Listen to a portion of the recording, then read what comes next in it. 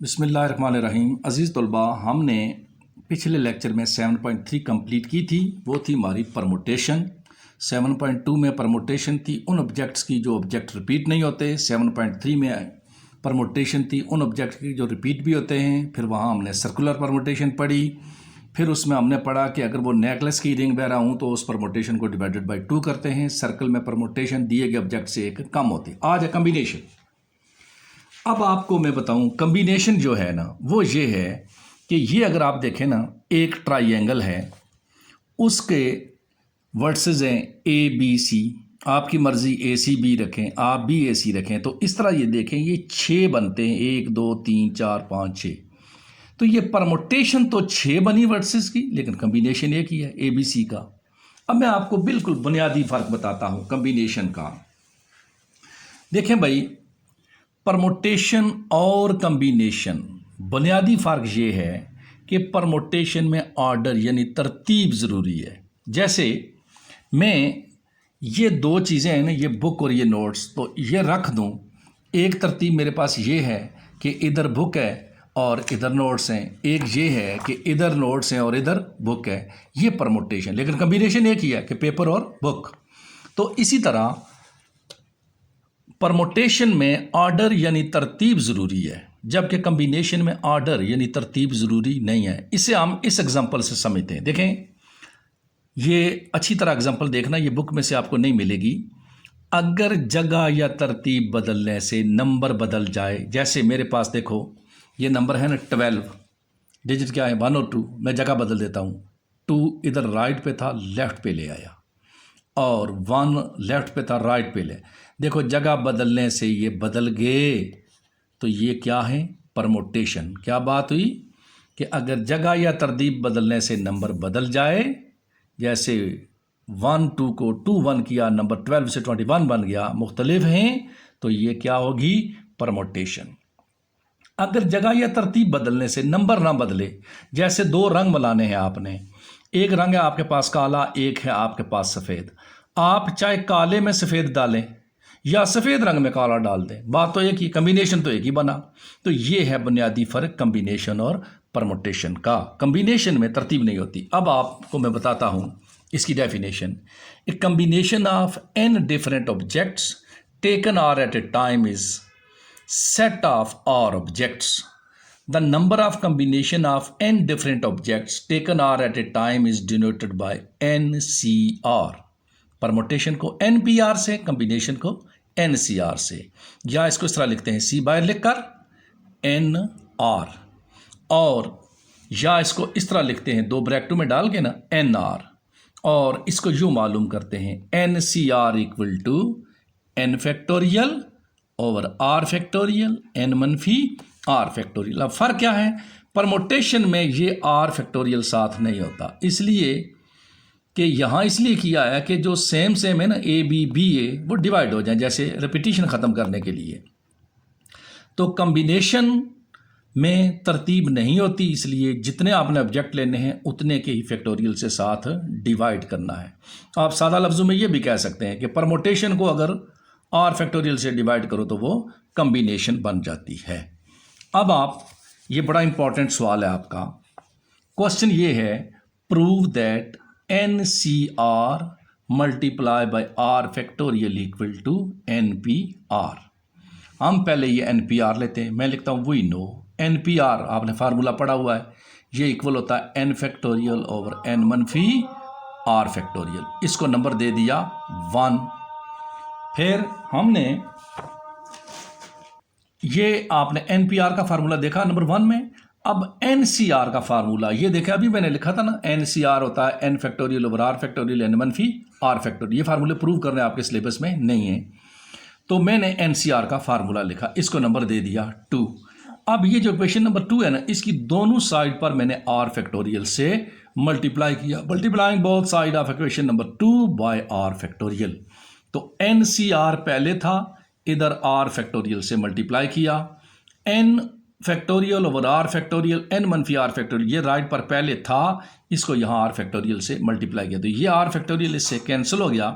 ये left side तो इसी तरह लिखी, ये R फैक्टोरियल कैंसिल होने के बाद ये बन गया N फैक्टोरियल ओवर N मनफी आर फैक्टोरियल, और ये आप देखें नंबर 1 से NPR के बराबर है, तो इसकी जगह हमने क्या लिख दिया, NPR। तो इसका मतलब ये है कि NCR multiply by R factorial equal to NPR। ये फार्मूला आपको ज़बानी याद होना चाहिए, ये याद होंगे तो फिर हम आगे सवाल करेंगे। तो ये फार्मूला हमने प्रूव किया है, NCR multiply by R factorial equal to NPR। दूसरा ये भी बहुत इंपॉर्टेंट है आपके लिए कि prove that NCR equal to NCN मनफी R। ये दोनों फार्मूले आगे एक्सरसाइज में इस्तेमाल होते हैं। तो देखिए इसको मैंने प्रूव करने जा रहा हूँ, prove that NCR equal to NCN मनफी R। हम लेफ्ट साइड लेते हैं, NCR क्या होता है जी, N factorial over R factorial N मनफी R फैक्टोरियल। कम्बिनेशन में एक तो जो नंबर यहाँ लिखा होगा उसके फैक्टोरियल से डिवाइड करते हैं और एक इन दोनों के डिफरेंस से डिवाइड करते हैं। अब राइट साइड लेते हैं ये वाली NCN मनफी R। तो देखो RHS बाय डेफिनेशन NCN मनफी R, N फैक्टोरियल फिर N मनफी R फैक्टोरियल फिर इन दोनों का डिफरेंस N माइनस, ये चूँकि दो नंबर हैं इसलिए ब्रैकेट में रख के N मनफी R फैक्टोरियल। अब ये N फैक्टोरियल उसी तरह, ये N मनफी R फैक्टोरियल उसी तरह। इस ब्रैकेट को खोलेंगे तो N नेगेटिव हो जाएगा और R पॉजिटिव, तो N से कैंसिल, तो क्या बन गया R फैक्टोरियल।